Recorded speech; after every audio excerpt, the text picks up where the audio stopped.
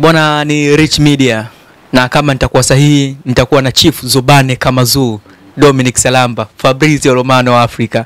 Bwana Chief, habari za muda mrefu? Namshukuru Mungu za siku. Salama. Karibu tena. Shukrani sana. Ndio.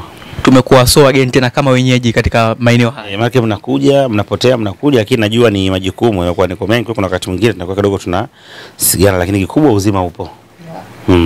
Bwana Dominic Salamba. Amenukuliwa mwanafalsafa mmoja wa Kijerumani akisema kwamba if the trust shuhudia dabi ambayo itakwenda kuamua bingwa. Nafikiri inaweza kuwa dabi ya pili au ya tatu katika historia ya soka Tanzania kuweza kuona mechi ya Simba na Yanga inakuwa ni mechi ya mwisho ambayo inakwenda kuamua nani aweze kuwa bingwa wa msimu husika. Kwa maana hiyo tusitegemee surprise yoyote ya mechi kutochezeka. Hiyo kitu kwangu mimi kwa binafsi, kwa taarifa zangu, kwa vyanzo vyangu, na kama uzungumzia Chief Zobane Kamazu Mfela, sioni mechi zaidi iko pale pale. Kwa maana hatujaona tena kwamba Simba kuwaita wachezaji wao 12 uwanjani shabiki kwamba njoo ushangilie timu yako. Nimekuambia siku zote Simba na Yanga inapokuwa dabi kwa siku za karibuni, waga timu nyingine inakuwa haitangazi ule mchezo kiamini kwamba ikiwa ni full house anayekwenda kunufaika ni mwenyeji. Ule uwanja ukijaa yakapatikana mapato milioni 500, 600, 200, ngapi, maana hiyo pesa yote inakwenda kwa Yanga na gharama nyingine za uwanja. Kwa hiyo kutokea hapo wamekuwa wafanya iko kitu cha kuweza kuhamasisha mashabiki wao. Rejea mechi iliyopita ambayo Yanga alikuwa ni mgeni, ambayo Simba alifungwa 1-0. Yanga hawakuitangaza ile mechi. Ni mechi kubwa ambayo Yanga atakuweza kujaza. Kwa hiyo inachokiwa ni Simba ameamua kuto ushangazo. Hata kipindi kile ile mechi ya 15 tulikuwa tunashangaa kwa nini Simba walikuwa wanapiga promo, kwa sababu ilikuwa ni mechi ambayo sio ya kwao, lakini walikuwa wanapiga promo, walikuwa na wana lengo lingine ambalo alikuweza kufanikiwa. Tumemsikia Alikamwe akisema kwamba kumfunga Simba sio kitu rahisi. Lazima wajipange na mechi inaitulia macho. Mnyama anahitaji pointi 3 ili aweze kuwa bingwa. Hilo lina possibility kubwa kuna namna gani kuweza kutokea?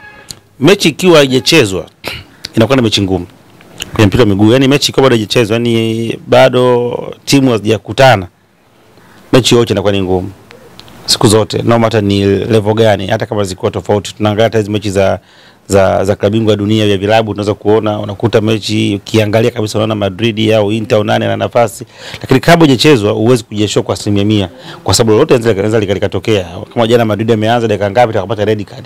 Sasa kama hauko smart enough, maana yake hata kama ulikuwa unacheza na opponent ambaye ni yuko weak, anaweza kukusumbua na ukajikuta kwamba kile ambacho kwa kitegemea kisiweze kutokea.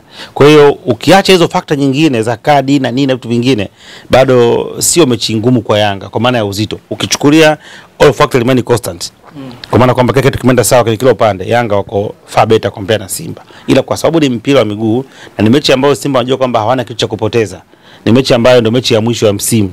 Anayekwenda kuachwa na achwa, anayebakia anabakia. Ni mechi ambayo hata kama ukifunga goli 5 bado uko nafasi ya pili.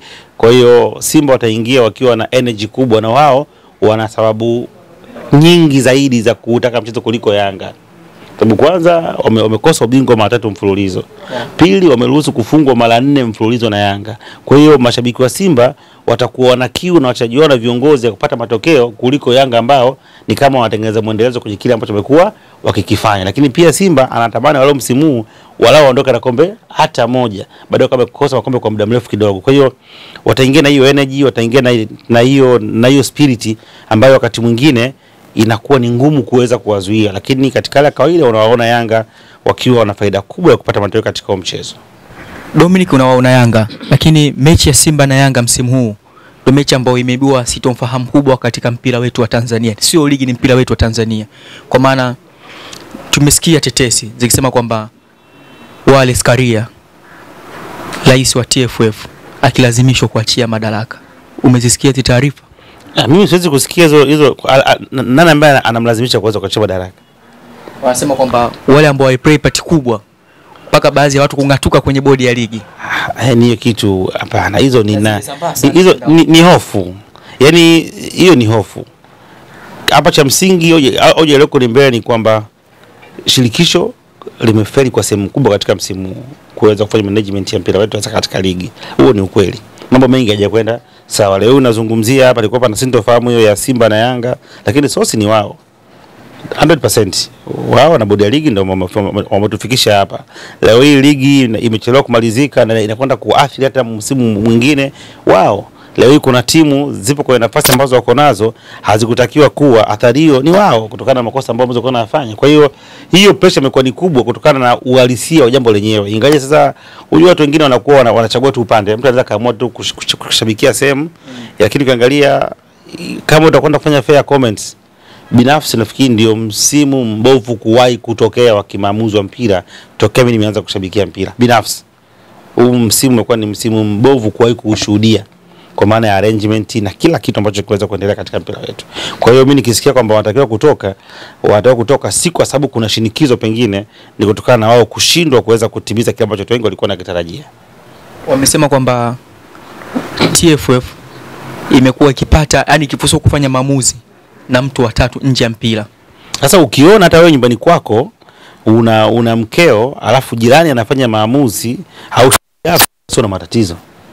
Pengine hii ndio imetegemea paka FIFA kuja. Ukiona FIFA nani? Ukiona kwako. Sawa? Maamuzi anafanya jirani au kaka yako au shemeji yako, maana wewe una shida. Kwa nini hiyo third party ije kukuingilia au kukushinikiza kama kweli ipo? Watu wakubwa kwa hiyo kubwa. Kwa nini wakubwa wameanza kuwepo leo? Wapo tu. Kwa nini sio miaka 5 nyuma iliyopita? Kwa nini sio miaka 7? Kwa nini sio mwaka jana? Kwa nini iwe leo? Kwa hiyo cha kuangalia ni sababu ni nini? Sio, unaelewa? Yaani issue ni nini? Are you smart? Mambo yanakwenda? Mambo hayaendi saa hizi. Kwa Dominic, kwa maana tukikunukuu hapo kwamba uongozi wa TFF haupo smart enough. Nazungumzia smart kwa maana ya kwamba umeshindwa kutimiza majukumu yake. Ndio maana nikasema angalia sakata la dabi ya Kariakoo lilivyotokea ile mara ya kwanza. Alikuwa na sababu ya kufika hapa. Kama unakuwa na viongozi ambao wanaamua kufuata kanuni na taratibu zilizopo, viongozi ambao wana misimamo. Kwa sababu ukishaniambia kwamba nimepigiwa simu kwa mfano, Kibopa akapiga simu. Yaani iko vipi? Ukishaona unaambiwa umepigiwa simu, maana yake una weakness na umeamua kutekeleza, una shida. Wewe kazi yako pale haufanyi kazi kwa utashi wako. Hauko pale kufanya kazi kwa ajili ya mtu fulani. Uko pale kwa kusimamia taratibu zilizopo. Huko pale kusimamia taratibu nini? Zilizopo, taratibu husika ndo ziko pale.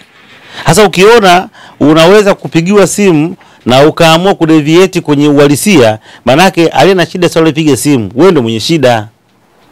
Yaani hiyo taratibu zako za kazi na kuwekeza kwa bwana, ikifika jioni saa 12 funga, kwa mfano funga ofisi. Alafu mtu anakupigia simu, acha ofisi wazi, ondoka. Alafu kesho ofisi inaibiwa, unasema bwana nilipigwa simu niache ofisi wazi. Wewe ndio una shida, sio alopiga simu. Sawa. Kwa hiyo mambo ya kwamba sio nilipigwa simu nimpata si pressure hivi nakuja, kuna weakness sehemu ipo. Umenifahamu Dominic? Unaamini kwamba hao viongozi wetu waseme kwamba watumie sheria sio busara kwenye kuongoza mpira wetu?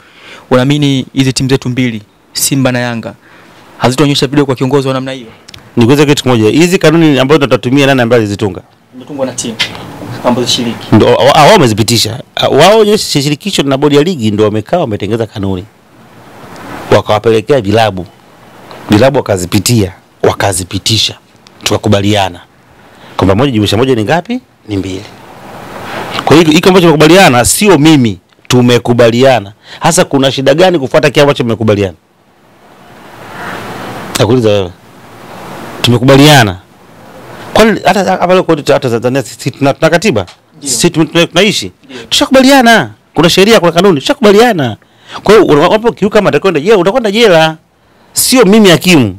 Ndio kwamba hata akapa hakimu asemi nimeamua mimi. Anakuambia kabisa kwa mujibu wa kifungu fulani, cha mwaka fulani hivi na hivi natakiwa ufanye kitu fulani. Sio yeye. Kwa hiyo kikubwa ni kwamba wao wameshindwa kuzitafsiri sheria na kanuni ambazo ziliwekwa na zipo kwa ajili ya meneja ya kuweza kusimamia mpira. Kwa hiyo kufanya Simba na Yanga ziweze kuwa kubwa itakuwa ni weakness yao wao. Sasa hapa Dominic, nijibu kwa ufupi. Karia kafaulu kafeli. Kwa nini sasa? Kwenye mpira wetu kuongoza. Kwenye issue gani? Mimi binafsi namuona kwamba alichokifanya kinatosha. Binafsi wiki ndio kwamba unajua kila kitu kina wakati. Taratibu. Kila kitu kina muda. Ndio. Uwezi leo kuchukua utawala wa Mwalimu Nyerere ukompe na wa Mkapa au na Kikwete au na wa Samia. Kila mmoja alifanya kwa nafasi yake. Tulikuwa tuna Nyerere aitufikisha sehemu fulani tukafika.